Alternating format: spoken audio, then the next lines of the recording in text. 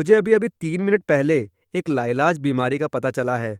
और मेरी तीनों बहनें जो बहुत अमीर हैं उन्होंने मेरे लिए इलाज नहीं ढूंढा, बल्कि मुझे घर से निकालने के लिए वोट किया। लेकिन जब उन्होंने मुझे मेरी असली बहन के साथ देखा तो सबको पछतावा हुआ और वे रोते हुए मुझसे वापस आने की भीख मांगने लगे। लेकिन तब तक बहुत देर हो चुकी थी। उस समय डॉक्टर का आखिरी फैसला सुनकर मुझे डर लग रहा था कि उसकी स्थिति 1 साल से अधिक नहीं टिकेगी। मेरा दिमाग सुन्न हो गया। मेरे पैर आदत से बाहर अस्पताल से निकल गए। मेरी जेब में कंपन ने मुझे आदत से अपना फ़ोन निकालने पर मजबूर कर दिया। स्क्रीन पर अपनी बड़ी बहन का नाम देखकर मेरा दिल अचानक पिघल गया। मुझे उम्मीद नहीं थी कि वो मेरी कॉल याद रखेगी। हालांकि वो अक्सर बिना वजह मुझसे नाराज़ हो जाती थी, लेकिन इस समय उसकी चिंता मेरे लिए काफ़ी थी।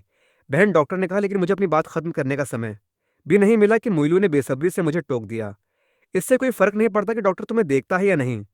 मैं तुम्हें यह बताने के लिए फ़ोन कर रही हूँ कि तुम्हारी असली माँ मिल गई है। इसलिए हमें दोबारा बहन मत बुलाना और कभी हमारे परिवार में वापस मत आना। मुंह, तुम कभी हमारे छोटे भाई नहीं थे। मोइलू के शब्दों में कोई छुपाव नहीं था। उसका स्वर ठंडा था और साफ नापसंदगी के साथ उसने उन शंकाओं को सुलझा दिया जिन्होंने मुझे सालों से परेशान कर रखा था। मेरी बड़ी बहन हियान चेन की मुख्य कंपनी की तानाशाह अध्यक्ष है।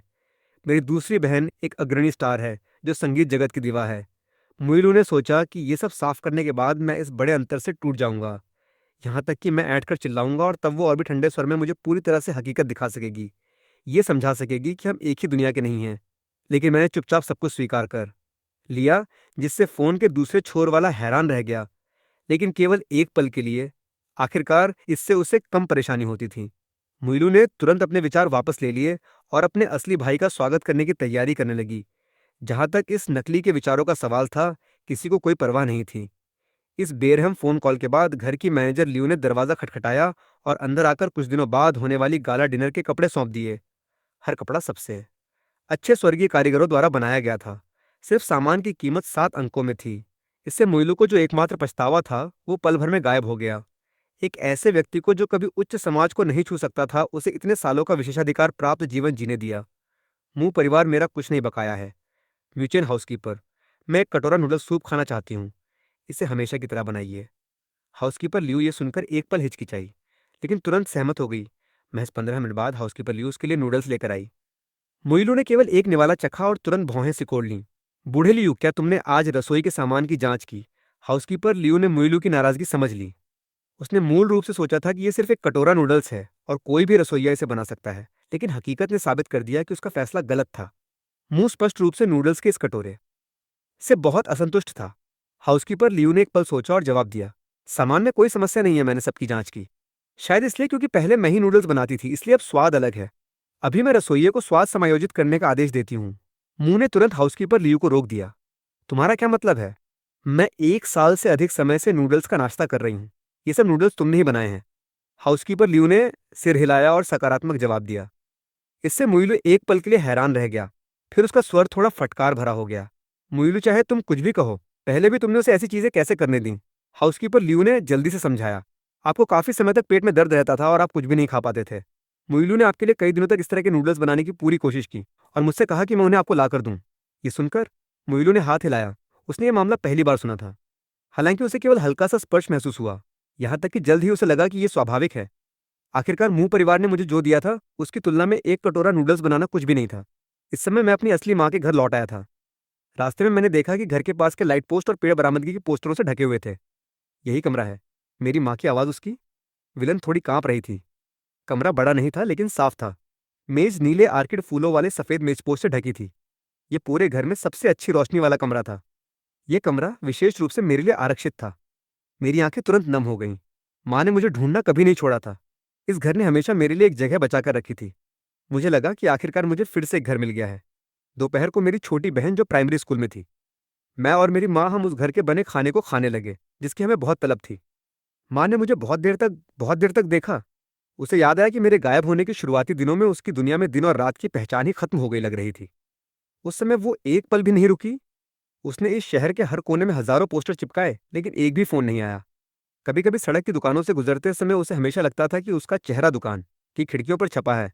कितना अच्छा हुआ, आखिरकार हमें तुम मिल गए।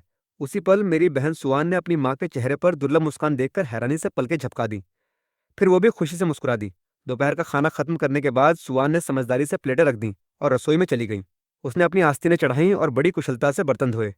ये देखकर मैं जल्दी से उठा और उसके साथ बर्तन धोने लगा। धन्यवाद भाई। मेरी छोटी बहन सुहान आखिरकार इस समय भाई कह पाई, जो वो खाने के समय कहने की हिम्मत नहीं जुटा पाई थी। भाई के शब्द ने मुझे तुरंत बहुत शांत और गर्माहट भरा एहसास कराया। पहले मुंह परिवार की बड़ी हवेली में भले ही हम एक ही सोफे पर बैठते थे, लेकिन लगता था जैसे हम दो पूरी तरह से अलग दुनिया में थे। मैंने उसी पल दृढ़ निश्चय कर लिया कि कम से कम अपने बचे हुए थोड़े से समय में मुझे अपनी माँ और बहन को दोबारा कोई कठिनाई नहीं होने देनी चाहिए। रात को सोने से पहले मुझे अपनी माँ का एक वॉइस मैसेज मिला। क्या तुम्हें घर का खाना अच्छा लगा? कल मैं कुछ रिब्स खरीदने जाऊंगी तुम्हारे लिए उबालने को। मैंने भी मुस्कुराते हुए एक वॉइस मैसेज से जवाब दिया, ठीक है माँ। इस माँ शब्द ने उसके विलन को मोहित करके सुनाया और आंसू बहा दिए। मूल रूप से उसे अभी भी डर था कि मैं अपनी हीन भावना के कारण ऐसे गरीब घर का तिरस्कार करूंगा, लेकिन अब उसे बिल्कुल भी डर नहीं था। अभी भी कई अच्छे दिन आने बाकी हैं। अगली सुबह मुईलू हमेशा के समय उठ गई। जिस समय मालिक जागता था, हवेली का सारा सफाई स्टाफ काम करना शुरू कर देता था और हर व्यक्ति का एक विशिष्ट समय होता था कि उसे कब और कहाँ दिखना है। इसलिए महज 5 मिनट बाद उसकी मेकअप कलाकार समय पर कमरे में आ जाती थी। मेकअप की पूरी प्रक्रिया के दौरान उसने सोचा कि उसका छोटा भाई मुआंदेश वापस आने वाला है और उसे अपने छोटे भाई के लौटने से पहले मेरी सभी चीज़ों से छुटकारा पाना चाहिए, ताकि उसके छोटे भाई को उन्हें देखकर असुविधा न हो। लेकिन तुरंत उसके दिमाग में एक सवाल उठा, मुचेन का कमरा वास्तव में कहाँ है? 10 मिनट बाद मुइलू मैनेजर के पीछे मुख्य इमारत से बाहर निकली। क्रिस्टल साफ झील आसपास के सुंदर दृश्य को प्रतिबिंबित कर रही थी।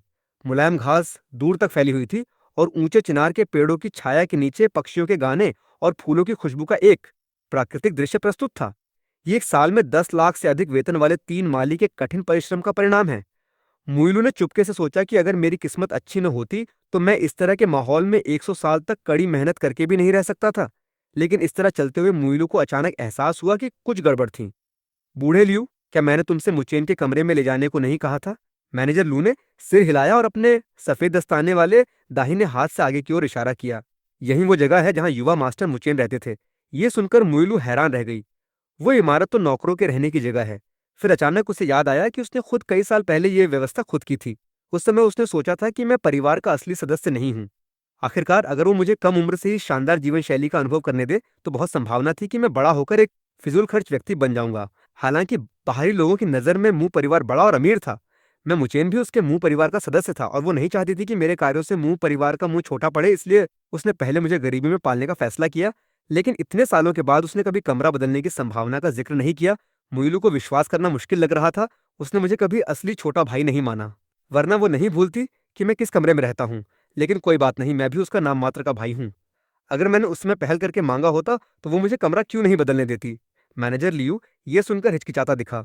इन सभी वर्षों में वो एक अजनबी की तरह मुइलू के मेरे प्रति गहरे तिरस्कार को स्पष्ट रूप से देख सकता था। कई बार मैं खुशी से भरकर मुइलू के साथ कैंपस की मजेदार बातें और अपने शानदार ग्रेड साझा करता था। इससे पहले कि मैं अपना मुंह भी खोल पाता, वो बेरहमी से मुझे टोक देती थी। यहाँ तक कि जब वो मेरे मामलों की उसे रिपोर्ट करता था तो कभी कभी उसे बुरी तरह डांटा जाता था और चुप रहने का आदेश दिया जाता था। वो मेरी सुरक्षा कर रहा था ताकि मैं उसे अपनी बातों से परेशान न करूं जो वो सुनना नहीं चाहती थी। मैनेजर को बहुत स्पष्ट था कि शायद इस तरह के माहौल में पले बढ़ने के कारण और साथ ही मैं एक सीधा साधा बच्चा था, इसलिए मैं चुपचाप खुद को चोट पहुंचाना पसंद करता था। बड़ी बहन मुइलू को परेशान करने के बजाय मुइलू को उसकी अभिव्यक्ति के माध्यम से कुछ एहसास हुआ, लेकिन उसके जैसा अहंकारी व्यक्ति इसे कभी स्वीकार नहीं करेगा। इससे कोई फर्क नहीं पड़ता कि वो कितना मामूली है, वैसे भी उन्होंने मुझे पहले ही निकाल दिया है। और वे कमरे जहां नौकर रहते हैं, हालांकि मुख्य इमारत की तरह विशाल और शानदार नहीं है, फिर भी वे एक साधारण मध्यम वर्गीय परिवार की स्थितियों से कहीं बेहतर हैं। फिर मुइलू मैनेजर लियू के नेतृत्व में सीधे उस इमारत की ओर चली गई जहां मैं रहता था। वो सीढ़ियां उतरते ही पूरी तरह हैरान रह गई। उसने कभी सोचने की हिम्मत नहीं की थी कि मैं ये नाम मात्र का मास्टर वास्तव में बेसमेंट में रहता हूँ। उसने तुरंत मैनेजर लियू को डांटना चाहा, लेकिन अतीत की यादों ने उसके दिमाग पर कब्जा कर लिया। मैनेजर ने उस समय मुझे मुख्य इमारत में एक मेहमान का कमरा दे दिया था, लेकिन उसने खुद इस प्रस्ताव से साफ इनकार कर दिया था और मुझे सख्ती से उत्तरी भवन में रहने का आदेश दिया था। लेकिन उत्तरी भवन नौकरों से भरा हुआ था और उसमें कोई अतिरिक्त सामान्य कमरे नहीं थे, इसलिए उम्मीद के मुताबिक मुझे केवल यही डाला जा सकता था। हालांकि कमरा छोटा नहीं था और फर्नीचर काफी पूरा था। लेकिन जैसे ही मुइलू इस कमरे में दाखिल हुई, उसे तुरंत ठंड और नमी का एहसास हुआ और पहली बार उसे अपने दिल में हल्का सा पछतावा हुआ। उस नाममात्र के भाई का रहने की जगह, जिसके साथ वो इतने सालों से रह रही थी, एक सामान्य नौकर से भी बदतर थी। जब वो कमरे के सामानों को लापरवाही से व्यवस्थित कर रही थी तो मुइलू को दराज में कई चीजें मिलीं, जैसे एक टूटी हुई रिमोट कंट्रोल कार, पुराने बिल्डिंग ब्लॉक्स और एक घड़ी जिसकी सुइयों ने बहुत पहले ही चलना बंद कर दिया था। पहले तो उसने तिरस्कार किया कि एक अजनबी हमेशा एक अजनबी ही रहता है जो इन बेकार चीजों को फेंकने की हिम्मत नहीं करता है। लेकिन जब उसने फिर से घड़ी को देखा तो वो हैरान रह गई। अगर उसकी याददाश्त सही थी तो ऐसा लगता था कि मैंने उसे कई साल पहले संयोग से फेंक दिया था। उसे उम्मीद नहीं थी कि इतने समय के बाद भी ये टूटी घड़ी काम करना बंद कर चुकी थी और मैं अभी भी इसे एक खजाने की तरह संभाल कर रखता था। जिसने मुंह को अनुमान लगाया कि दराज में अन्य वस्तुएं भी शायद अतीत में मेरी बहनों द्वारा मुझे संयोग से दी गई चीजें थीं। वास्तव में उसे उम्मीद नहीं थी कि जो उसने उस समय संयोग से निकाला था वो मेरे दिल में इतना वजन रखता था। मुइलू ने मूल रूप से ये सब कचरे की तरह फेंकने का फैसला किया था, संभवतः अपने दिल में उठे हल्के से पछतावे के कारण। और फिर से देखने पर वो एक छात्रवृत्ति आवेदन पत्र निकला।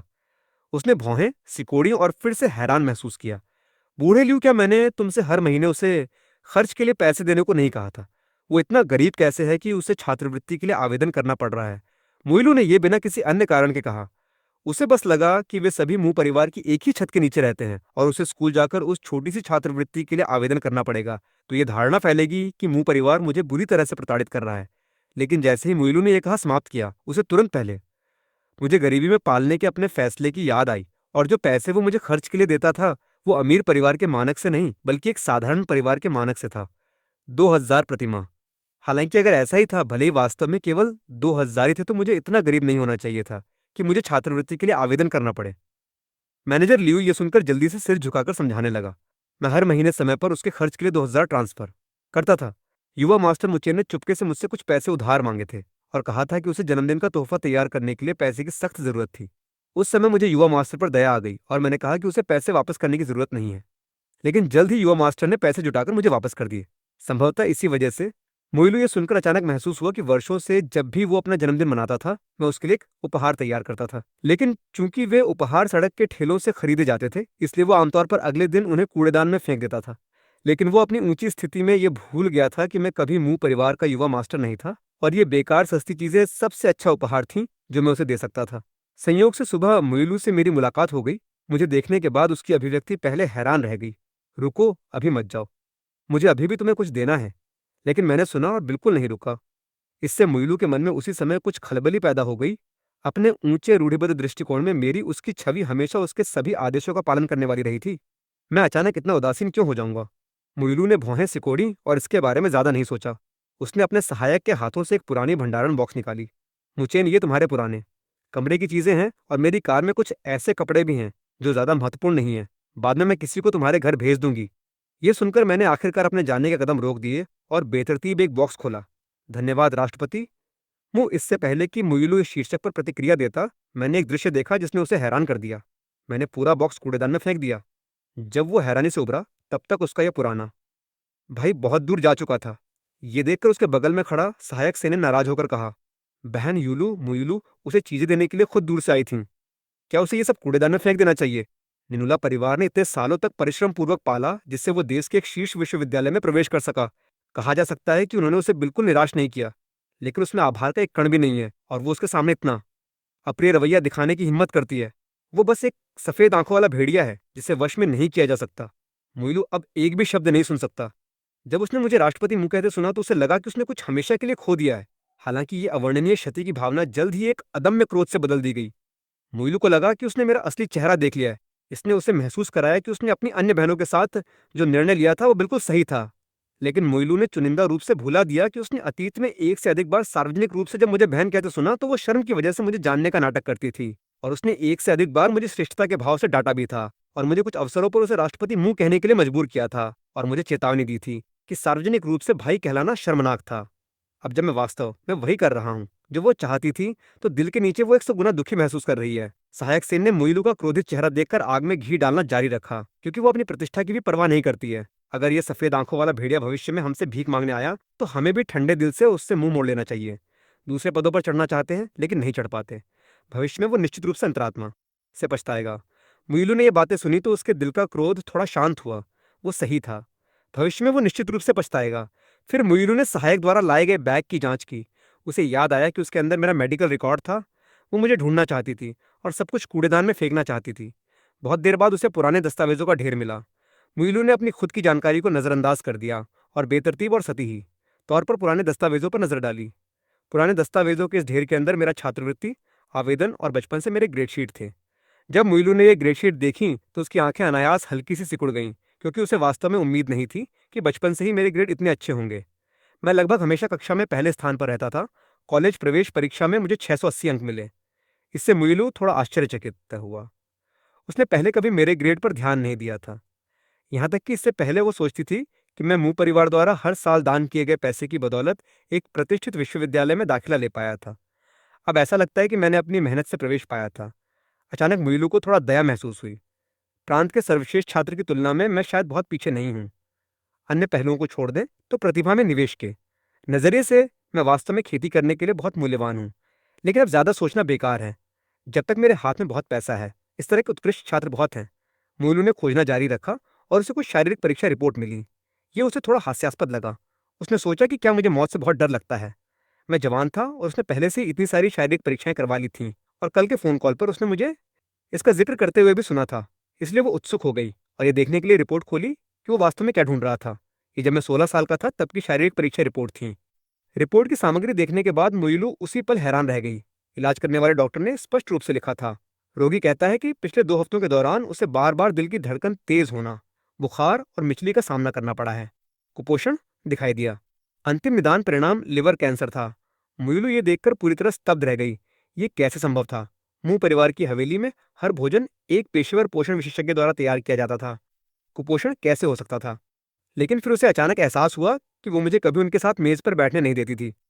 बहुत समय पहले एक बार ऐसा हुआ था जब कई बहनें हवेली लौट आई थीं। मैंने हाउसकीपर के साथ सामग्री तैयार की थी। रसोई में एक बड़ी मेज पर व्यंजन बनाने में व्यस्त था। उस बार वो मुझे अपवाद के तौर पर मेज पर बैठने देना चाहती थी, लेकिन ठीक उसी समय 2 अहम मेहमान आ गए। उसने मुझे मेहमानों के लिए जगह खाली करने और आम लोगों के साथ खाने जाने को कहा। अब इस घटना को याद करते हुए उसे अस्पष्ट रूप से एहसास हुआ कि कुछ अलग था। शायद इसलिए क्योंकि मैं हमेशा एक विनम्र व्यक्ति रहा हूँ और बहुत आज्ञाकारी हूँ। उस समय मैंने असंतोष का एक कण भी नहीं दिखाया और चुपचाप शिकायत निगल ली। उसने महसूस नहीं किया कि कोई समस्या थी। इससे उसे अचानक एहसास हुआ कि इतने सालों तक दिन रात एक साथ रहने के बाद उसके मन में भी मेरे लिए कुछ भावनाएं विकसित हो गई थीं। लेकिन उसकी हड्डियों में पूर्वाग्रह गहरे से गहरे जड़े थे और उसने हमेशा मुझे एक अजनबी समझा था।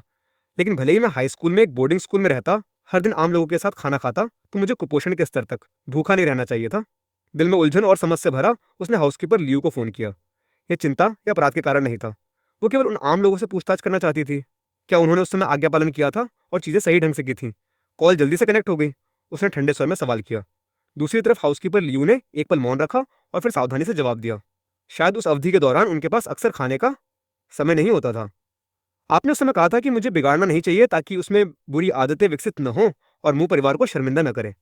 आपने मुझे खुद को आम लोगों के अनुरूप रखने को कहा था, लेकिन आम लोगों का भोजन कार्यक्रम तय होता है, इसलिए वो खाना नहीं खा सकता था। इस तरह वो भूखा रह जाता था। जितना मुइलू सुनती उतना ही वो अधिक भ्रमित महसूस करती। इन दोनों के बीच क्या कारण संबंध हो सकता था? क्या मैंने गुस्से में आकर खाने से इनकार करने की हिम्मत कर दी और अंत में खाने के लिए कुछ नहीं बचा? मुइलू ने ठंडी सांस ली। अगर मैं वास्तव में उस तरह से खुद को नीचा दिखा रहा था तो ये पूरी तरह से मेरी अपनी गलती थी। युवा मास्टर को मास्टर की बीमारी थी और हाउसकीपर लियू ये सुनकर कड़वा मुस्कुराया और समझाया। क्या आपको कोई बात याद है? मैंने आपसे विनती की थी कि आप मुझे एक ड्राइवर आवंटित करें। मुइलू ये सुनने के बाद एक पल सोचने के लिए झुक गई। फिर उसे अस्पष्ट रूप से याद आया कि ऐसी कोई बात थी। ये मैं ही था जिसने स्वयं उस समय ये प्रस्ताव रखा था। मुइलू ने बिना 2 बार सोचे उस अनुचित अनुरोध को अस्वीकार कर दिया। आखिरकार उसने बहुत पहले ही मुझे गरीबी में पालने का निर्णय ले लिया था। वो मुझे एक विशेष ड्राइवर कैसे आवंटित कर सकती थी? उसे यहां तक संदेह था कि मैं अपने आप को बहका रहा था। वो दिखावे के लिए हवेली का गाड़ीवान उधार लेना चाहता। वास्तव में ऐसी बात थी, लेकिन इसका खाने से क्या लेना देना था? क्या वो इसी से मन में बैर रख रहा था? इसलिए विरोध में जानबूझकर खाने से इनकार कर दिया। हाउसकीपर लियू ने जल्दी से सिर हिलाकर समझाने से इनकार कर दिया। उस समय उसने एक बार भी शिकायत नहीं की और अगले दिन उसने अपनी जेब खर्च के पैसे से एक बाइक खरीदी। उसने सूजे हुए चेहरे के साथ मेरी तरफ देखा और कहा, हाई स्कूल हवेली से बहुत दूर था। यहाँ तक कि बाइक से भी उसे हर दिन स्कूल समय पर पहुंचने के लिए 1 घंटे से अधिक लगते थे। उसे हर दिन सुबह 5:30 बजे उठना पड़ता था, लेकिन हवेली के नौकरों का भोजन कार्यक्रम सुबह 7 से 9 बजे के बीच अटल था। यानी जब मैं बाहर जाता था तब रसोई में आग तक नहीं लगी होती थी। जहां तक रात के खाने की बात थी, वो अक्सर खून के भारी बोझ के कारण भोजन पर से ध्यान हटा बैठता था। हाउसकीपर लियू ये स्वीकारोक्ति सुनकर दिल से दुखी हो गया। वो बार बार मुझे मेरे खाने की समस्या की याद दिलाता था, लेकिन मुइलू हमेशा अधीरता से टोकता था। अपनी आवाज धीमी करके कहता था कि लोगों को पक्षपात नहीं करना चाहिए। मुइलू ने ऐसा महसूस किया जैसे वो ये सुनने के बाद बिजली की चपेट में आ गई थी और आखिरकार उसे एहसास हुआ कि वो बुरी तरह से गलत थी। वो हमेशा शानदार कारों में बैठकर बाहर निकलता था। उसे बहुत पहले ही नीचे के लोगों की कठिनाइयों की याददाश्त मिट चुकी थी। उसने हमेशा महसूस किया कि साधारण परिवारों के बच्चे विशेष चालक के पात्र नहीं थे। उसने स्वाभाविक रूप से सोचा कि मैं तर्कहीन था, लेकिन उसने पूरी तरह से अनदेखा कर दिया कि हवेली के मैदानों से हाई स्कूल तक का रास्ता बहुत लंबा था। मेरा अनुरोध वास्तव में उचित था। एक कदम पीछे हटते हुए भले ही उसने मुझे कार न आवंटित की होती, लेकिन सिर्फ एक रसोइये को पहले खाना तैयार करने की व्यवस्था की होती। एक सामान्य परिवार की तरह जो अपने बच्चों की देखभाल करता है। मेरे कार्यक्रम के साथ सहयोग करना भी काम नहीं करता। लेकिन इन दोनों रास्तों को उसने खुद अवरुद्ध कर दिया था। मुंह को अब स्वीकार करना होगा कि तथ्य ये कि मैं भूख से बीमार पड़ गया था। ये सब उसकी गलती थी। फोन रखने के बाद सहायक सेन, जो एक पल पहले पागलों की तरह चिल्ला रहा था, उसे भी लगा कि उसके चेहरे पर एक बहुत बड़ा थप्पड़ लगा है। लेकिन आखिरकार मैं एक नकली हूं। मैं मुइलू का छोटा भाई नहीं माना जा सकता। हालांकि मुइलू जानता था कि वो गलत थी, लेकिन वो दूसरों से ऊपर रहने की आदी थी। उसके लिए झुककर मुझसे माफी मांगना बिल्कुल असंभव है। बेहतर होगा कि वो किसी को सामान पहुंचाने के लिए भेज दे। उसी समय मुंह परिवार की हवेली में एक युवती बिस्तर पर लेटी हुई थी। उसकी त्वचा बर्फ की तरह सफेद और नेफ्राइट की तरह कोमल थी। चाहे वो कहीं भी हो, वो पूर्ण केंद्र बिंदु थी। उसका नाम मुलयाओ है, जो आधे आसमान तक लाल चमकने वाली स्वर्ग की रानी है। और उसका हाल ही में लॉन्च किया गया नया गाना प्रमुख संगीत प्लेटफॉर्मों पर छा गया। लेकिन मलयाओ को वास्तव में कल रात अनिद्रा की शिकायत हुई। उसे डर है कि यह भावना वापस आ जाएगी। डर है कि वो फिर से एक बेकार व्यक्ति बन जाएगी जो पूरी रात नहीं सो सकता। इसलिए उसने कड़वाहट से याद करना शुरू कर दिया कि उसकी अनिद्रा उस समय कैसे ठीक हुई थी। आदत से उसने अपने मोबाइल फोन को छुआ और मुझे मालिश करने के लिए बुलाना चाहा। उसकी उंगलियां अचानक एहसास होने से पहले थोड़ी रुक गई। मैं अब इस घर में नहीं हूं। उसे और कई बहनों ने मुझे बाहर निकाल दिया था, लेकिन यह उदासी क्षणिक थी। आखिरकार मैं सिर्फ एक अप्रासंगिक अजनबी हूं। अब जब उसका छोटा भाई घर लौटने वाला है, तो घर में एक नकली रखने का क्या सिस्टम है। उसने तुरंत हाउसकीपर को मालिश करने वाले को खोजने के लिए बुलाया, लेकिन वो मूल एहसास नहीं ढूंढ पाई। जब मैं थका हारा घर लौटा तो देखा कि लिविंग रूम अंधेरा था और मेज पर अभी भी गर्म प्लेटें थीं, क्योंकि एक भी व्यक्ति नहीं दिख रहा था। उसी पल पटाखों की सीटी बजी और रोशनी चमकी। भाई जन्मदिन मुबारक हो। उसकी विलियन उपहार से मुस्कुराते हुए बाहर आई और जन्मदिन का केक मजबूती से मेज पर रख दिया। सुशियाओ नुआन उत्साह से एक तरफ दौड़ी, एक मेजपोश उठाया और एक इलेक्ट्रॉनिक पियानो का खुलासा किया। उसने कहा कि वो मेरे लिए एक गाना बजाएगी जो मरी उसने अभी अभी सीखा था। आश्चर्य के अलावा मैं भी शंकाओं से भरा था। जब मैं कल घर लौटा तो जाहिर तौर पर लिविंग रूम में ये पियानो नहीं था। ये ऐसी चीज नहीं है जिसे एक साधारण परिवार खरीद सकता हो। जल्द ही मुझे सुराग मिल गया। पियानो पर एक second hand piano little beauty का टैग चिपका हुआ था। मेरी नाक अचानक खट्टी हो गई। मेरे लिए ये जन्मदिन मनाने के लिए मेरी बहन वास्तव में एक पियानो उधार लेने गई थी, मुंह परिवार में। उन लंबे सालों में किसी ने भी मेरे जन्मदिन के बारे में गंभीरता से नहीं सोचा था। मेरी बहन का पियानो बजाने का गंभीर रूप देखकर मैं लाल आंखों से ताली बजाते हुए एक तरफ खड़ा हो गया। पियानो की आवाज ने धुन का अनुसरण किया और गाया। गाना समाप्त होने के बाद मैंने उसका सिर सहलाया और पूछा, क्या तुम्हें पियानो बजाना बहुत पसंद है? रुको, जब तुम्हारा भाई पैसे कमाएगा तो तुम्हारे लिए खरीद देगा। सुशियाओ नुआन ये सुनकर खुशी से भर गई। धन्यवाद भाई, ये कहना उसके मुंह से निकलने ही वाला था, लेकिन उसने जबरदस्ती उसे निगल लिया क्योंकि वो समझदार थी।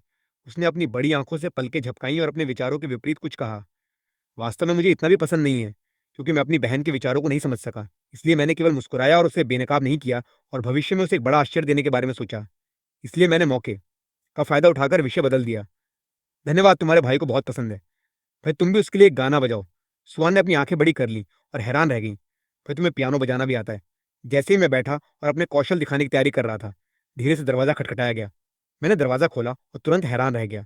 युवती ने एक सफेद शर्ट पहनी हुई थी जिस पर ढीली छोटी स्कर्ट थी, एक गहरे रंग की घोड़े की पूंछ उसकी लंबी हंस की गर्दन को उजागर कर रही थी और एक हल्की हवा उसके कानों के पास बालों को धीरे से सहला रही थी। मुझे दरवाजा खोलते देखकर उसके होठों के कोने पर एक मीठी मुस्कान आ गई। ऐसा लगता है कि ये लड़की गलत दरवाजे पर नहीं आई है। उसने दोनों हाथों से एक सुंदर उपहार बॉक्स सौंपा। मुचेन, जन्मदिन मुबारक हो। मुझे वहां बिना प्रतिक्रिया के खड़ा देखकर उसने नेकी से सिर झुकाया और पूछा, क्यों नहीं, तुम अपनी अच्छी दोस्त को अंदर आकर बैठने का न्योता देते हो। वो हाई स्कूल में मेरी सहपाठी थी। उसने समूह में मेरे मामलों के बारे में सुना और जानबूझकर आज मेरे दरवाजे पर आने का फैसला किया। सुखसे अनवान ने इस बहन हारा को देखा, फिर मुझे देखा जो हैरान था। उसके छोटे चेहरे पर गपशप की एक बूंद दिखाई दी। वो परी की तरह मुस्कुराई। वो मेरे पास आई और मेरे कपड़ों के किनारे को खींचा और धीमी आवाज में बुदबुदाया, क्या वो खूबसूरत महिला तुम्हारी गर्लफ्रेंड है? ये कि पहले से ही छोटा है? जैसे मैं इसे सुनने वाला नहीं था, ये किंग हुआन। शर्मिंदगी का एक सा चमक उसकी आंखों में आ गया। युन जुआन अस्त व्यस्त था। वो जल्दी से मुड़ गई और लैंडस्केप देखने का नाटक किया। एक लापरवाह उपस्थिति दिखाने की कोशिश कर रही थी, लेकिन उसके लाल कानों ने उसे पूरी तरह से धोखा दे दिया। लेकिन मेरा अगला जवाब ठंडे पानी की एक बाल्टी की तरह था। नहीं, वास्तव में मेरा दिल प्रलोभन से रहित नहीं है। इतनी युवती जो सभी द्वारा पसंद की जाती है, व्यक्तित्व और रूप में एकदम सही है, लेकिन मेरे जैसा मरणासन्न व्यक्ति कैसा प्यार करने की बात कर सकता है? सु शियाओ नुआन बड़ों की बारीकियों को नहीं समझता था। उसने मेरा हाथ पकड़ा और मुझे इलेक्ट्रॉनिक कीबोर्ड एरिया में ले गई और मुझे कीबोर्ड के सामने बैठा दिया। लंबी उंगलियां कुंजियों पर मंडरा रही थीं। पियानो की मधुर और मार्मिक ध्वनि पानी की तरह बह रही थी और यिंग हुआन तुरंत इस धुन की चपेट में आ गई। कुछ समय पहले की छोटी सी निराशा भी पीछे छूट गई। एक गाना समाप्त हुआ और आवाज बनी रही। सु शियाओ नुआन ने अपने छोटे लाल हाथों से उत्साह से ताली बजाई। भाई तुम अविश्वसनीय बजाते हो। ये मुलियाओं का नया गाना है ना? हमारी क्लास की लड़कियां इसे रोज गाती हैं। मैंने एक शब्द भी नहीं कहा और मुस्कुराया और बातचीत को जारी नहीं रखा। आखिरकार केवल मैं अपने दिल में जानता था कि ये मेरी पिछली दुनिया का हंस गीत था। उसी समय विशाल हवेली में मुलियाओं जो गहरी नींद नहीं सोई थी ने पियानो छुआ और एक नरम लंबी ट्यूब रोशनी उस पर गिर पड़ी। पियानो की मधुर धुन के साथ वो एक शानदार रानी की तरह चमक रही थी। जैसे जैसे वो धीरे धीरे सुधरती गई, पियानो की आवाज तेजी से कल्पनात्मक अवधारणा से भरी होती गई और एक सुंदर टुकड़ा बजाने के बाद हाउसकीपर लियू ताली बजाए बिना नहीं रह सका। हर बार जब वो इतना सही प्रदर्शन पूरा करती है तो उसे अतीत को याद किए बिना नहीं रहता। जब वो केवल 7 साल की थी, स्क्रीन पर पियानो शिक्षक को देखकर उसकी उंगलियां कुंजियों पर उत्साह से नाच रही थी। एक ऐसा आंदोलन बजा रही थी जो ताकत से भरा था। वो इस वाद्य यंत्र से गहराई से प्यार करने लगी। अब वो प्रशंसकों द्वारा एक मास्टर के रूप में सम्मानित की जाती है। लेकिन जब उसने पहली बार पियानो से संपर्क किया तो शिक्षक ने सोचा कि उसमें कोई प्रतिभा नहीं है। पहले तो संगीत सिद्धांत के बारे में उसकी धारणा बहुत खराब थी। वो अपनी उम्र के बच्चों की तरह संवेदनशील नहीं थी। दूसरे उसकी उंगलियों की लंबाई पर्याप्त नहीं थी। एक सच्ची पियानो मास्टर बनने के लिए पतले हाथ एक अनिवार्य शर्त है। ये शिक्षक ने पहली कक्षा में कहा था। उस समय वो अपने साथियों के बीच सबसे नीचे थी, जब तक कि मेरी उपस्थिति ने उसे बदल नहीं दिया। वो अब भी पियानो बजाने के मेरे तरीके को नहीं भूल सकती। उस लड़के की भी वैसी ही स्थितियां थीं। मेरी उंगलियां भी लंबी नहीं हैं, लेकिन फिर भी मैंने टुकड़े को पूरी तरह से बजाया और ठीक उसी दिन से मुलियाओं ने चुपके से मुझसे प्रतिस्पर्धा करना शुरू कर दिया। उसने सोचा कि अगर मैं एक गरीब लड़का ऐसा कर सकता हूं तो वो भी बेहतर कर सकती है।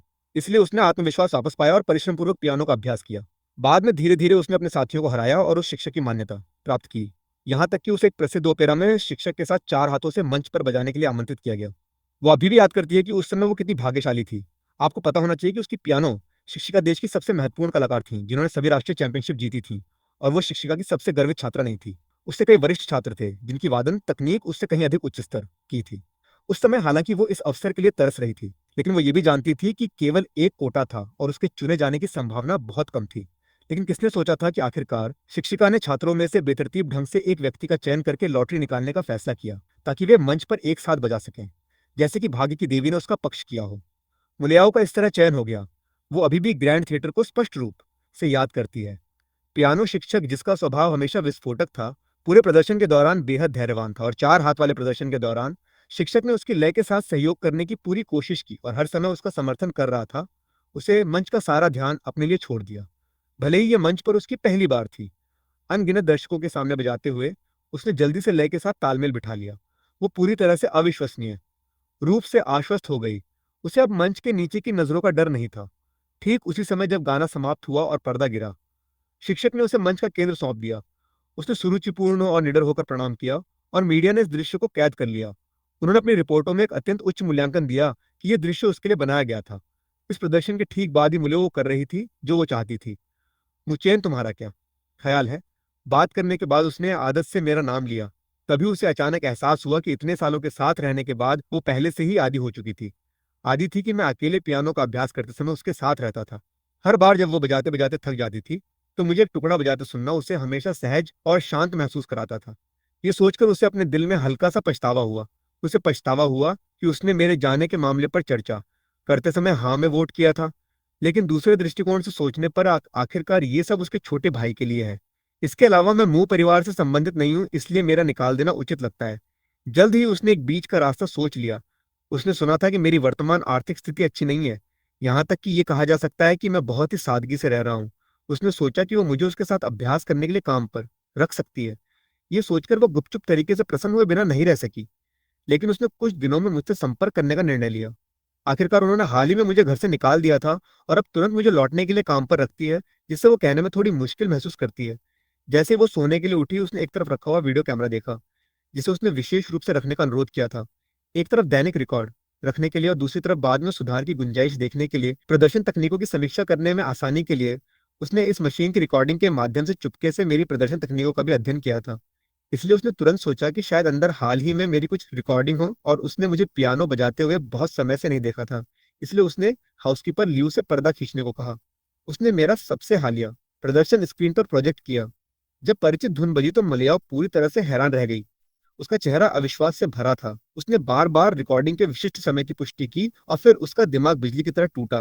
वीडियो में मैंने जो धुन बजाई थी वो बिल्कुल उसका नया गाना है जो उसने आधे महीने पहले लॉन्च किया था, और इस प्रदर्शन की रिकॉर्डिंग वो इस गाने को लिखने से 1 हफ्ते पहले की है। इस समय घर पर मैंने अभी अभी एक टुकड़ा बजाना समाप्त किया है। मेरी माँ भी आखिरी प्लेट मेज पर रख चुकी है। लेकिन जब हम एक साथ खा रहे होते हैं तो यिंगवान ने कुछ अजीब देखा। ऐसा लगता है कि हमारे बीच दूरी की एक परत और आ गई है। वो केवल अपने दिल में खुद को सांत्वना दे सकती है। सोचती है कि ऐसा इसलिए क्योंकि हाल ही में बहुत अधिक बदलाव हुए हैं। निश्चित रूप से मैं अभी भी धीरे धीरे इन चीजों को अपना रहा हूँ। शायद 1-2 दिनों में मैं फिर से पहले जैसा हो जाऊंगा। मैंने मुश्किल से खाना खत्म किया ही था कि बिना एक पल गंवाए मैं बर्तन धोने के बहाने रसोई में छिप गया। इससे येकिंगवान को बहुत निराशा हुई। चाची तो मैं पहले जाती हूँ। जितना ज्यादा येंगुआन सोचती उतना ही वो अधिक पीड़ित महसूस करती थी। आखिरकार उसने जन्मदिन का उपहार सावधानी पूर्वक तैयार किया था। वास्तव में मैं उसके साथ इतना ठंडा व्यवहार कर रहा था। धन्यवाद का एक शब्द कहने में भी कंजूस था। लेकिन जब उसने दरवाजा खोलने के लिए हाथ बढ़ाया तो उसे अभी भी उम्मीद थी कि मैं उसे दरवाजे तक छोड़ने के लिए कह सकता हूँ, जब तक मैं अभी खोलने को तैयार हूँ। वो उदारतापूर्वक पिछली नाराजगी को भूल जाएगी। रहने के इतने सालों के साथ उसे यकीन था कि मैं ऐसा करूंगा, लेकिन हकीकत ने उसके चेहरे पर जोर से थप्पड़ मारा। जब तक वो निराशा में दरवाजा बंद करके नहीं गई, मैं अभी भी रसोई में बिना कुछ किए बैठा था। तुम एक बड़े गधे हो, ये किंग।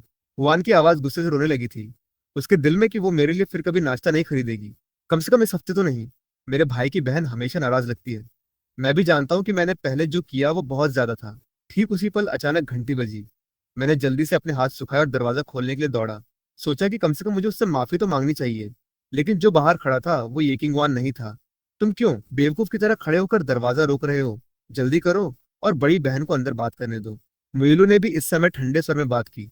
तुमने मुझे और तीसरी बहन को क्यों रोक दिया? उसे कोई जरूरी काम है और वो आपसे संपर्क नहीं कर सकती। बड़ी बहन का खिताब सुनकर मुझे हास्यास्पद लगा। माफ करना, तुम किसे बड़ी बहन कह रहे हो? क्या मैं पूछ सकता हूँ कि तुम कौन हो? ये सुनकर मुइलू की आंखों में गुस्से की चमक आ गई। तुम अभी भी घर से निकाले जाने पर नखरे कर रहे हो। मैं तुम्हें सलाह देता हूँ कि ऐसा मत करो। मूल रूप से तुम हमारे मुंह परिवार के नहीं हो। अब तक तुम सब सच जान चुके हो। क्या तुम अभी भी खुद को धोखा देना चाहते हो और न जानने का नाटक करना चाहते हो? तुम अभी भी बेशर्मी से हमारे घर से चिपके हो। मुइलू ने फिर से श्रेष्ठता का रुख अपनाया और मुझे उपदेश दिया। अतीत में शायद मैं दुखी हो गया होता, लेकिन अब मुझे बिल्कुल परवाह नहीं। आए, जैसे ही मैं सीधे मेहमानों को बाहर निकालने के लिए दरवाजा बंद करने वाला था, शोर सुनकर मेरी माँ ने उन्हें अंदर आने का न्योता दे दिया।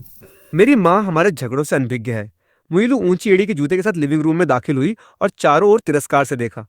उसके लिए जो हवेलियों को देखने की आदि है, वो जगह जहां मैं 8 साल की उम्र से बड़ा हुआ हूँ, उसे भी लिविंग रूम कहने लायक है।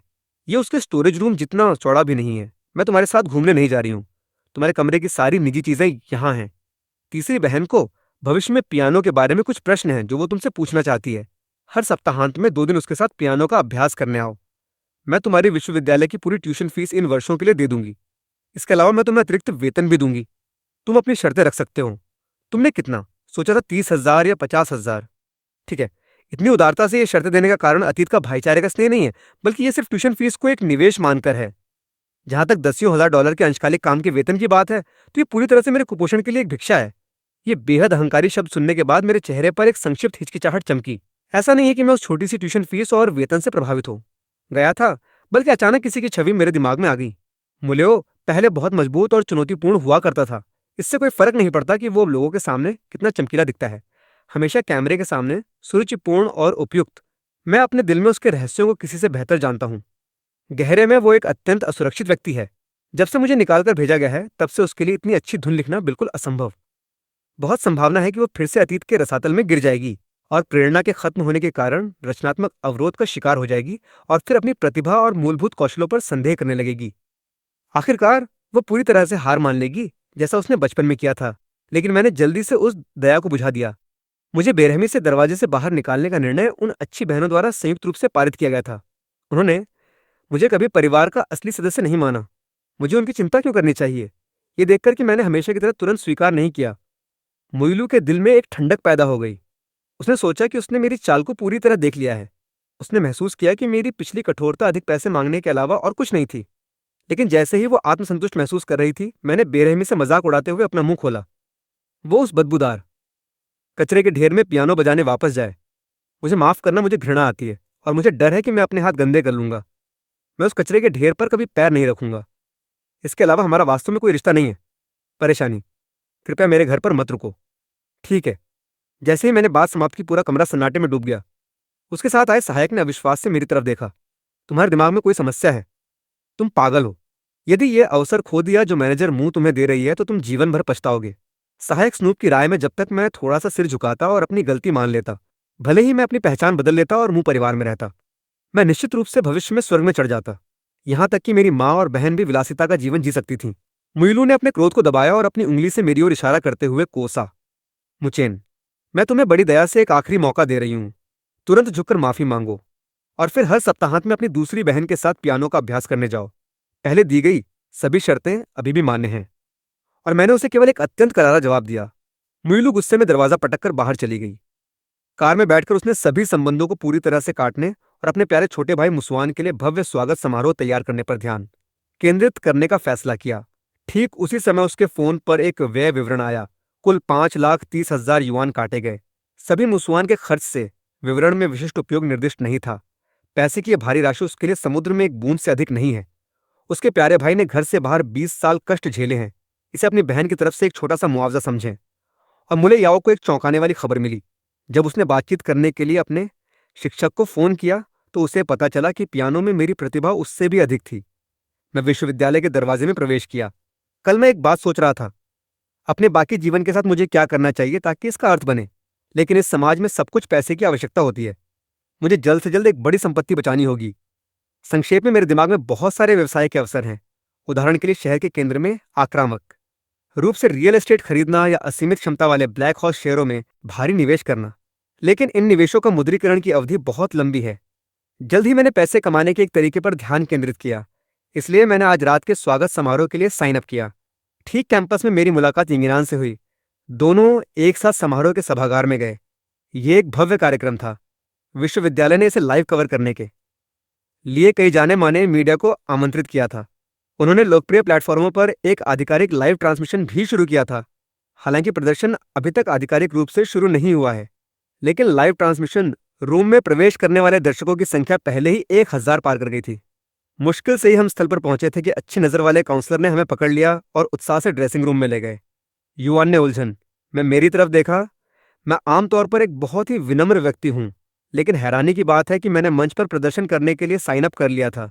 जैसे ही मैं समझाने वाला था, काउंसलर पास आया और पूछा, आज रात का स्वागत समारोह बहुत महत्वपूर्ण है। विश्वविद्यालय के नेताओं ने तुम्हें पहले मंच पर चढ़ने और कार्यक्रम का उद्घाटन करने का काम सौंपा है। मुचेन, क्या तुम्हें पूरा यकीन है कि तुम ये कर सकते हो? ये सुनकर मैंने शांति से सिर हिलाया। चिंता मत करो, ये मुझ पर छोड़ दो। मुझे लगता है कि मैं काफी अच्छा पियानो बजाता हूँ। कुछ ही समय बाद स्वागत समारोह आधिकारिक तौर पर शुरू हो गया। प्रस्तोता ने मुझे पियानो के सामने बैठा देखकर हैरानी जताई। उसने सुना था कि मैं जो बजाने वाला था वो पूरी तरह से एक मूल रचना थी। मंच के नीचे काफी चर्चा हो रही थी। तुम्हारे इस प्रकार का आदमी बहुत अहंकारी है। क्या उसमें वास्तव में एक मूल पियानो टुकड़ा बजाने की कुशलता है? उसे कोई नहीं जानता। वो बस अज्ञानी है। वो हियान चेन के सबसे अमीर आदमी मुचेन का छोटा भाई है। लेकिन मैंने सुना है कि असली युवा मास्टर कुछ दिन पहले वापस आ गया था। मुया परिवार ने उससे संबंध तोड़ने का एक बयान जारी किया। इसके साथ ही बिजली कटौती की एक साफ आवाज भी आई। पूरे मंच की चकाचौंध भरी रोशनी अचानक बुझ गई। सभागार बिल्कुल सन्नाटे में डूब गया। ऊपर से एक अंधी कर देने वाली रोशनी चमकी। प्रकाश का घेरा मुझ पर मजबूती से टिक गया। मैंने रोशनी का अनुकरण करते हुए मंच के केंद्र में पियानो तक पहुंच गया। शांत और सुरुचिपूर्ण गतिविधियों के साथ मैं पियानो की सीट पर बैठ गया। मैंने हजारों लोगों की सांसें रोके चुप्पी में ढक्कन खोला और माइक्रोफोन के कोण को समायोजित किया। पियानो की एक धुन जैसे पानी जो पहाड़ों से बहता है बह निकली।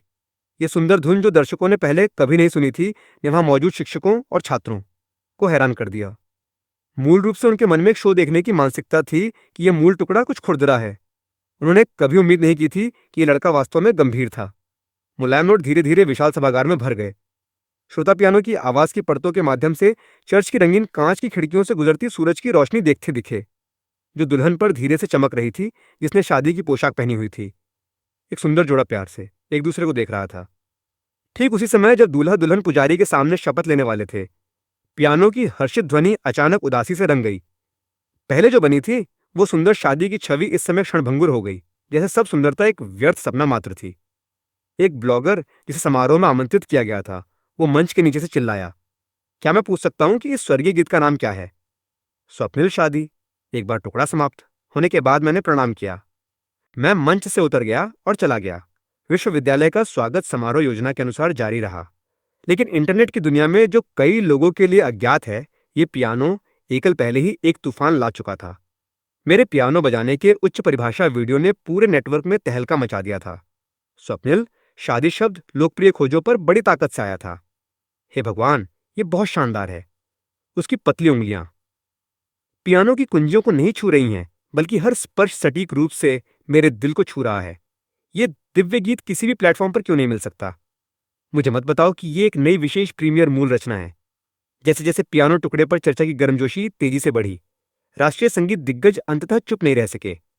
उन्होंने तुरंत संगीत निर्देशक को हमारे स्कूल भेजा। विशेष अधिकार हर कीमत पर प्राप्त करने के लिए दृढ़ थे। और इस समय मुचेन की वापसी के आधिकारिक स्वागत समारोह में मुली शराब का एक प्याला पकड़े हुए हैरान थी। कैसा है कि चारों ओर देखने के बाद भी वो अपनी दूसरी बहन को नहीं देख पाती। उसने साफ तौर पर तय किया था कि वो मेहमानों को धन्यवाद देने के लिए पियानो बजाएगी। ठीक उसी समय निर्देशक ने मुझे बैकस्टेज में रोक लिया। श्री मुचेन, आपसे मिलकर खुशी हुई।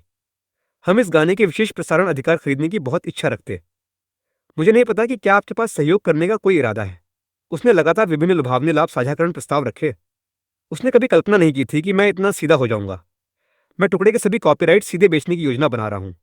उसके लिए ये निश्चित रूप से एक बड़ी सौदेबाजी है। जैसे ही हम अंतिम कीमत तय करने वाले थे, ड्रेसिंग रूम का दरवाजा जोर से खोला गया। मुचेन, इसे मत बेचो, भविष्य की ओर देखो। अपना ध्यान पैसे की इस छोटी राशि पर मत लगाओ। जिसने धावा बोला वो मेरी अच्छी दूसरी बहन मुलियाओ थी। लाइव ट्रांसमिशन देखने के बाद वो यहां तक आ गई थी। मुझे पता है कि अब तुम्हें घर से निकाल दिया गया और तुम्हें पैसों की सख्त जरूरत है, लेकिन तुम्हें छोटी चीज के लिए सभी कॉपीराइट नहीं बेचने चाहिए। जब तक ये तुम्हारे हाथ में है, ये टुकड़ा और अधिक कीमती होता जाएगा। मैंने उसकी तरफ सीधे देखा भी नहीं। मैंने बस उसे नजरअंदाज कर दिया और ठंडे स्वर में एक सवाल पूछा। जब तुमने मुझे अपना सामान पैक करके घर से निकलने के लिए मजबूर किया, मुंह ने भी पक्ष में वोट दिया था। मैं सही हूं। मूल्य ले आओ। ये सुनकर स्पष्ट रूप से हैरान रह गई। फिर उसकी आंखें लाल हो गईं और उसने सिर हिलाया। इसके अपराध बोध के साथ उसके इस अभिनय का आनंद लेते हुए मेरा दिल बिल्कुल नहीं पिघला। मैंने उस क्रूर पिंजरे से सारी उम्मीद खो दी थी। मूल्य आओ, इस समय अपने दिल में बहुत सी बातें बताना चाहती थी। मुचेन, क्या तुम जानते हो कि इस समय मैंने कितना कष्ट सहा है? मेरे अभ्यास करने के लिए तुम्हारा साथ न होने से मुझे पूरी रात नींद नहीं आती। क्या मैं पहले की तरह तुम्हारे साथ बजा सकती हूँ? मुझे उन समयों की बहुत याद आती है जब हम एक दूसरे के बगल में बैठते थे। उस समय हम दोनों बहुत अच्छे थे। जैसे ही वो ढेर सारी अच्छी भावनाएं उंडेल रही थी, मैंने उसे तेजी से टोक दिया। क्या बकवास कर रही हो? उनका मुझसे कोई लेना देना है। अगर पियानो बजाना है तो वापस अपनी हवेली में जाकर बजाओ। मेरे सामने पागलों की तरह अभिनय करना बंद करो। मुलियाओ मेरे शब्दों से हैरान रह गई। अहंकारी ने कभी कल्पना नहीं की थी कि मैं उसे नापसंदगी का इतना रवैया दिखाऊंगा। पहले उसे सिर्फ एक साधारण वाक्य की जरूरत थी, मेरे साथ चलो। और मैं मौसम की परवाह किए बिना 10 साल से अधिक समय तक उसके साथ अभ्यास करता रहा। इस लंबी 10 साल की नदी में मैं कभी एक सेकंड भी देर से नहीं पहुंचा, भले ही मैं बीमार था या बुखार था। वास्तव में वो किसी से बेहतर जानती है कि पहले मैं उसके साथ पियानो का अभ्यास करना अपने जीवन का लक्ष्य मानता था। लेकिन अब इस ठंडी नजर का क्या मतलब है? विशाल अंतर ने मुलियाओं की आंखों को और भी लाल कर दिया। मुचेन, तुम इतने निर्दयी कैसे हो गए? पहले तुम मुझसे इस स्वर में बात करने की हिम्मत नहीं करते थे। तुम्हारी बहन वास्तव में तुम्हारा पियानो सुनना दिल से पसंद करती है। क्या तुम भविष्य में अपनी बहन को थोड़ा समय दे सकते हो? ये घिनौने शब्द सुनकर मैं उसी पल गुस्से से हंस पड़ा। या तो मैं पागल हूं या सबकी याददाश्त चली गई है। पहले जिसने मुझे अपशब्द कहे थे कि मैं मुंह परिवार का कूड़ा हूं, ये तिरस्कार करते हुए कि मैं किसी काम का नहीं हूं और घर पर रहना एक परेशानी है, इसलिए उन्होंने मिलकर मुझे दरवाजे से बाहर निकालने की साजिश रची और बेरहमी से मुझे सीवर में लात मारी। अब जब वे देखते हैं कि मैं शीर्ष पर हूं, तो मेरे गुणों को याद करने दौड़ते हैं। क्या उन्हें शर्म नहीं आती? बिना झिझके मैंने ठंडे स्वर में जवाब देना शुरू कर दिया। पहली बात तो यदि तुम्हें कोई मानसिक समस्या है तो तुम्हें जल्द से जल्द किसी मनोचिकित्सक के पास जाना चाहिए। यहाँ अपनापन दिखाने का नाटक करना बंद करो। मैं तुम्हें बिल्कुल नहीं जानता। ये कहने के बाद मैंने उसके सामने सुरक्षा नंबर डायल किया। नमस्ते, क्या ये सुरक्षा कक्ष है? ये ड्रेसिंग रूम है। यहाँ एक व्यक्ति जो स्कूल के बाहर से बेकार है मुझे पागलों की तरह परेशान कर रहा है। कृपया किसी को भेजकर उसे बाहर निकलवाएं। फोन रखने के बाद मैंने ऊपर से तिरस्कार से उसकी ओर देखा। दूसरी बात, ये तुम्हारा काम नहीं है कि तुम मेरे मामलों में दखल दो। मेरी जिंदगी बहुत कीमती है और मैं तुम्हारे जैसे पाखंडी लोगों से बात करने की चिंता करके समय बर्बाद नहीं करना चाहता। उसी पल असंख्य शिकायतों ने मुल्याओं के दिल में बाढ़ ला दी। उसने उम्मीद नहीं की थी कि स्थिति इस तरह पूरी तरह से नियंत्रण से बाहर हो जाएगी। पहले उसके प्रति लगाव पर भरोसा करते हुए उसने कई शरारतें और गलतियां भी की थी। यहां तक कि कई बार उसने मेरे आत्मसम्मान को कुचल डाला था। हर बार वो परेशान नहीं होता था। वो न केवल मुझे बाहर निकलने का रास्ता और पैसे देता था, बल्कि तुरंत मुझे माफ भी कर देता था, बिना किसी हिचकिचाहट के। दोनों अगले ही दिन सुलह कर सकते थे। इसलिए अहंकार से उसने सोचा कि जब तक वो झुकने को तैयार है, इस बार भी अतीत में अनगिनत बार की तरह होगा, जब तक वो अपनी गलती मानने के लिए खुद को अपमानित करेगा। वो आभारी होगा और उसके साथ अभ्यास करना जारी रख सकता है। इसलिए वो चाहे कितनी भी कोशिश कर ले, वो समझ नहीं पा रही थी। उसने पहले अपना गौरव छोड़कर व्यक्तिगत रूप से माफी मांग ली थी, और मैंने उसे इतना शर्मनाक तमाचा देने की हिम्मत की जब वो अपने दिल में सदमे और अपमान को दबा रही थी और बड़ी बहन के रूप में अभिनय करने और भावनात्मक ब्लैकमेल जारी रखने की तैयारी कर रही थी। तभी गार्ड पहले ही ड्रेसिंग रूम में घुस चुका था। महिला, क्या आप इस स्कूल की छात्रा हैं? यदि नहीं तो कृपया सहयोग करें और तुरंत बाहर निकल जाएं। मुलियाओं के चेहरे ने आखिरकार चिंता का एक निशान दिखाया। उसने एक कदम आगे बढ़ाया, जाहिर तौर पर कुछ खंडन करना चाहती थी, लेकिन मैंने बेसब्री से नॉइस कैंसिलिंग हेडफोन लगा लिए थे। पूरी तरह से नजरअंदाज कर दिया गया। शिकायत की एक भावना सुइयों की चुभन की तरह उसकी छाती में फैल गई। वो समझ नहीं पा रही थी कि स्थिति इस बिंदु तक कैसे ठहर गई थी, और ये छोटा भाई जो पहले उसकी प्रशंसा करता था, उसने इतना कठोर परिवर्तन का अनुभव कैसे कर लिया था। वो जो हमेशा एक उच्च स्थिति में था, घबरा गया। उसे बहुत डर था कि वो परछाई जो हमेशा उसका पीछा करती थी, इस समय उसके जीवन से पूरी तरह अलग हो जाएगी। गार्ड अंकल के तेजी से बढ़ते निष्कासन के साथ मलियो केवल हताशा में सिर झुका सकती थी और पिटे हुए कुत्ते की तरह ड्रेसिंग रूम से बाहर जा सकती थी। जब वो पागलों की तरह हवेली में लौटी तो भव्य उत्सव का खाना पहले से ही अपने अंत के करीब था। उसी समय मुस्वान स्पॉटलाइट के नीचे उत्साह से गाता हुआ खड़ा था। वो अचानक भीड़ में स्तब्ध भाव से अपनी दूसरी बहन के पास पहुंचा। उसने सोचा कि गाने ने इस बहन को मोहित कर लिया है। वो नहीं जानती थी कि मुलियो उसके बदसूरत गाने पर रो रहा था। वो भी एक छोटा भाई है, एक भावनात्मक रूप से उत्कृष्ट है और पूरे दर्शकों को चकाचौंध कर देता है। ये छोटा भाई इसके बजाय भूत की तरह चिल्लाता है। तीव्र अंतर ने उसे पीड़ित महसूस कराया और वो केवल रोना चाहता था। तनावपूर्ण स्थिति। अगले दिन जब सूरज ऊंचा था तो उसने सबसे पहले अपना मोबाइल फोन उठाया और WCAT डायलॉग बॉक्स में एक परीक्षण संदेश भेजा। ये पुष्टि करना चाहता था कि क्या दूसरे व्यक्ति ने उसे ब्लैकलिस्ट से हटा दिया था। लेकिन जैसे ही फोन अनलॉक हुआ, एक ब्रेकिंग न्यूज दिखाई दी। संगीत वेबसाइट ने आधिकारिक तौर पर पियानो जीनियस मुचेन के साथ एक अनुबंध पर हस्ताक्षर करने की घोषणा की। उसने स्वप्निल शादी के कुल अधिकारों को खरीदने के लिए 2 मिलियन खर्च किए। ये रिपोर्ट पढ़ने के बाद वो एक ऐसे बेवकूफ को कोसने से नहीं रुक सका जिसे व्यवसाय की कोई समझ नहीं थी। उसने उसे कड़वा सलाह दी थी कि वो खरीदने में जल्दबाजी न करे। मनोरंजन उद्योग में अपने अनुभव के निर्दयी परिप्रेक्ष्य से एक रूढ़िवादी अनुमान यह था कि उसे केवल 10 साल से कम इंतजार करने की जरूरत थी। लाभ विभाजन से कम 5 मिलियन मिलते। 20 या 30 साल के भीतर व्युत्पन्न लाभों का तो जिक्र ही न करें। इस परेशान करने वाली खबर ने उसे और अधिक व्यथित और अनिद्रा से पीड़ित कर दिया। उस पियानो एकल से बपतिस्मा लेने के बाद जिसने पूरे नेटवर्क को चौंका दिया था, यह स्पष्ट था कि मुचेन की पियानो तकनीक पूर्णता तक पहुंच गई थी, और उस अनुभव की भावना के साथ जो एक मास्टर के बराबर थी, जो दशकों से इस रास्ते में डूबा हुआ था। यह ज्ञान उसे अनायास ही संदेह में डाल दिया। क्या जब वो अतीत में सबक देता था तो वो अपनी प्रतिभा को छुपा रहा था? अन्यथा अपने जाने के बाद वो अचानक कैसे जाग सकता था? क्या यह उसके स्वाभिमान के लिए रास्ता बनाने के लिए था? 2 मिलियन कॉपीराइट सफलतापूर्वक प्राप्त करने के बाद मैं अस्पताल में विशेष प्रभावों वाली आयातित दवाओं का ढेर खोलने के लिए गया। फिर मैं सड़क पर बैठ गया। पेनकेक्स मूंगफली खा रहा था, सामान की जांच करने और उसे हवा देने में व्यस्त था। यह विपरीत दृश्य जेन अंकल द्वारा देखा गया।